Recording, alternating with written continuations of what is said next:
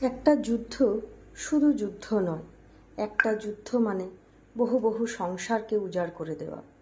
একটা মা, বহু বহু মা তাদের সন্তানকে আবার তাদের কোলে ফিরে পাবে কিনা সেই আতঙ্কের ভয়। এক দিদি বা বোন সে তার প্রিয় ভাইকে বা দাদাকে আর কোনোদিন রাখি পরাতে পারবে বা ভাইফোঁটা দিতে পারবে কিনা তার এক আতঙ্ক। সদ্য বিবাহিত নবদম্পতি হোক বা বহু পুরনো বিবাহিত সম্পর্কের মধ্যে থাকাই হোক, সেই মানুষ তার প্রিয় মানুষটিকে আবার নিজের কাছে ফিরে পাবে কিনা তার এক আতঙ্ক।